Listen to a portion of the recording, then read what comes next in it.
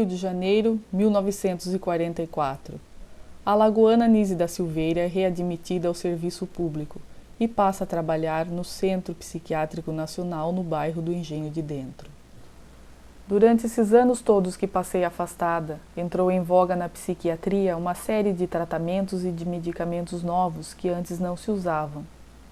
Aquele miserável daquele português, Egas Muniz, que ganhou o prêmio Nobel, tinha inventado a lobotomia. Outras novidades eram o eletrochoque, o choque de insulina e o de cardiazol. Fui trabalhar numa enfermaria com um médico inteligente, mas que estava adaptado àquelas inovações. Então me disse: a senhora vai aprender as novas técnicas de tratamento. Vamos começar pelo eletrochoque.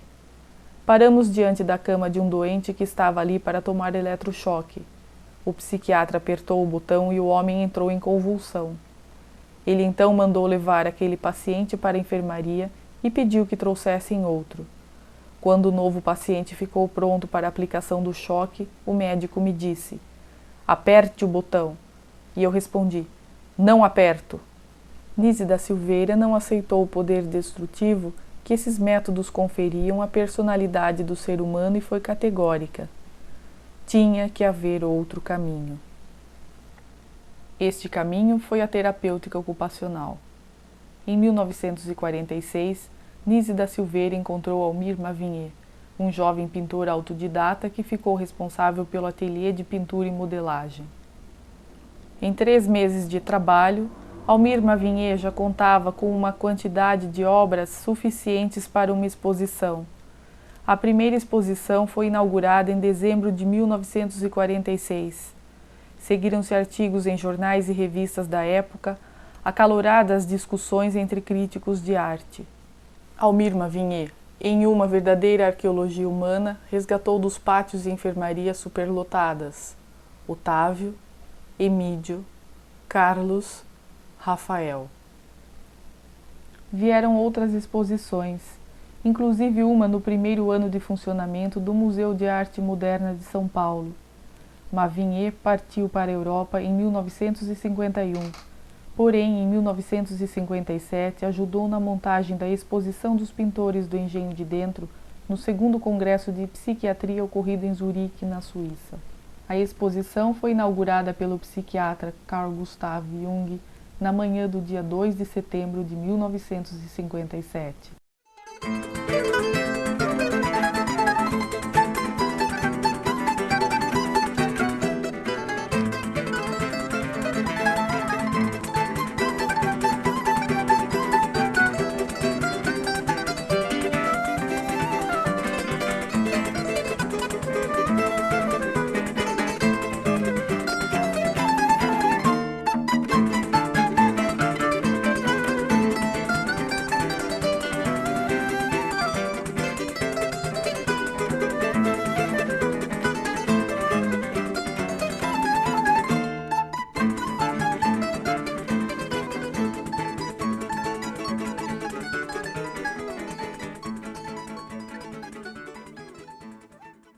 Chego às 11h15 em ponto. Leio a inscrição no alto da porta da casa.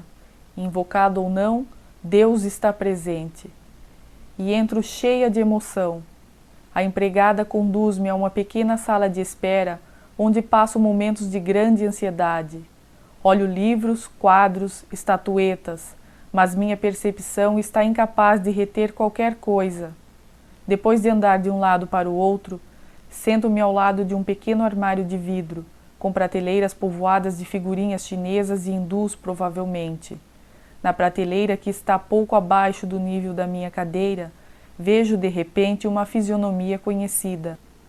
Ali estavam as figuras de porcelana de 2 cães, e um deles, com certeza, é a minha amiga Le Monstre. A porta se abre, e eis-me na presença do professor Jung. Na biblioteca, sento-me defronte dele, bem perto, junto a uma janela que se abre sobre o lago. Não contenho as lágrimas. Choro dizendo: que alegria! Ele ri brandamente e diz: que alegria! Mas que fantasias você fez sobre mim! Não é uma pequena emoção estar aqui, diante do Senhor. Digo-lhe que sua psicologia é uma concepção do mundo que dá sentido a todas as coisas e vivificou coisas que pareciam ter sido mortas pelo racionalismo do século XIX.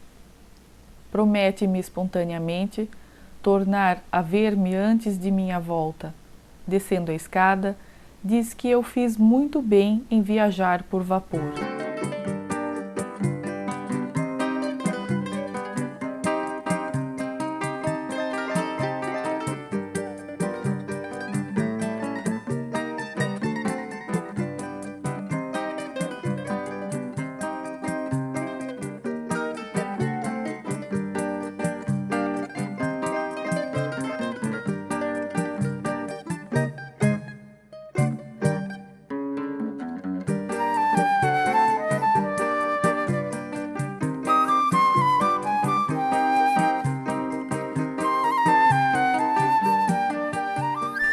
Ivan Serpa encantou-se com a linha na obra de Rafael Domingues e na década de 60 do século passado teve uma fase de mergulho no inconsciente, de onde tirou obras como Joana d'Arc.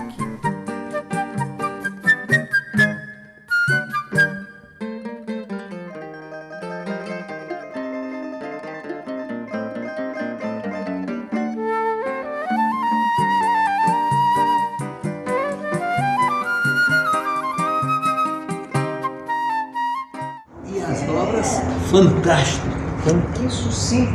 é de uma densidade.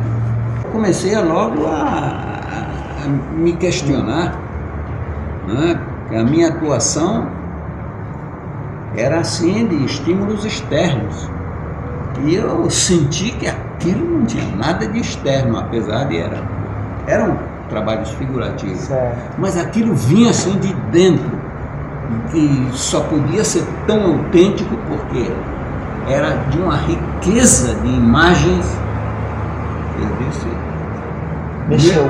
mexeu, eu senti que o meu castelo está desmoronando. Eu senti isso e eu não sei, de repente me deu assim uma sensação de que eu tinha que abandonar a pintura. Arthur Amora teve uma breve passagem pelo hospital no final da década de 40 e não há maiores dados a seu respeito. Suas composições em branco e preto foram realizadas aproximadamente entre 49 e 51. Na mesma época, grupos de pintores auto-intitulados concretos, influenciados pela pintura concreta suíça de caráter geométrico, discutiam no eixo Rio-São Paulo sobre quem seriam os pioneiros do movimento no Brasil. Os trabalhos de Amora revelam um geometrismo consequente e livre de influências estrangeiras.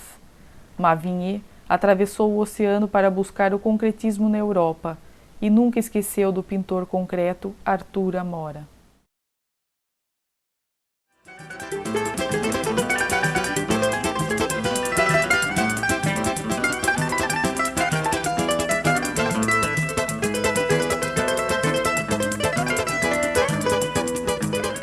Francisco Brenan, indagado sobre as influências da visita ocorrida em 1949 ao ateliê de pintura do Engenho de Dentro, responde: acredito que no meu caso, o meu trabalho realizado nesses últimos 60 anos responderia por mim.